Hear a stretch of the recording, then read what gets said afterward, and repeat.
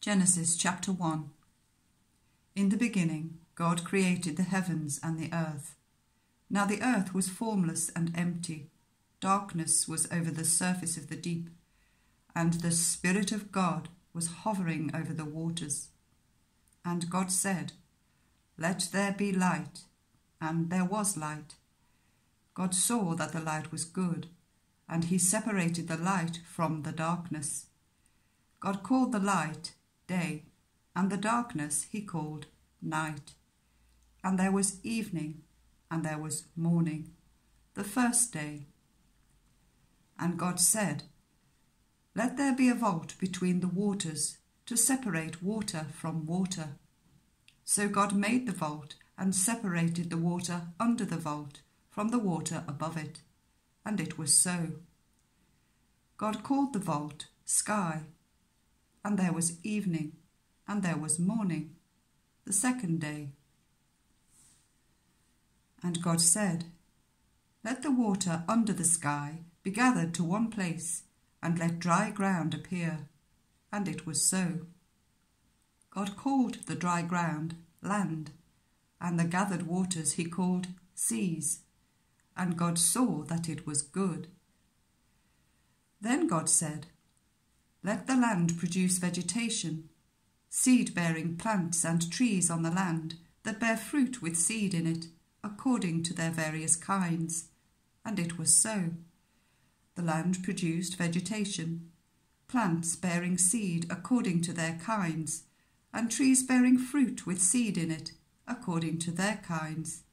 And God saw that it was good. And there was evening, and there was morning, the third day. And God said, "Let there be lights in the vault of the sky, to separate the day from the night, and let them serve as signs to mark seasons and days and years. And let them be lights in the vault of the sky, to give light on the earth." And it was so. God made two great lights, the greater light to govern the day, and the lesser light to govern the night. He also made the stars. God set them in the vault of the sky to give light on the earth, to govern the day and the night, and to separate light from darkness. And God saw that it was good.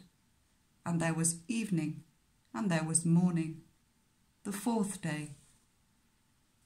And God said, "Let the water teem with living creatures, and let birds fly above the earth across the vault of the sky." So God created the great creatures of the sea, and every living and moving thing with which the water teems, according to their kinds, and every winged bird according to its kind.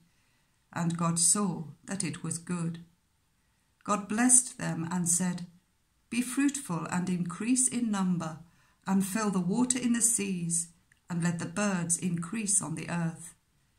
And there was evening, and there was morning, the fifth day. And God said, "Let the land produce living creatures according to their kinds, livestock, creatures that move along the ground, and wild animals, each according to its kind." And it was so. God made the wild animals according to their kinds, the livestock according to their kinds, and all the creatures that move along the ground according to their kinds. And God saw that it was good. Then God said, "Let us make human beings in our image, in our likeness, so that they may rule over the fish in the sea and the birds in the sky, over the livestock and all the wild animals, and over all the creatures that move along the ground." So God created human beings in his own image.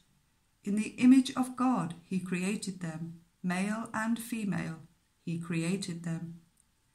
God blessed them and said to them, "Be fruitful and increase in number, fill the earth and subdue it.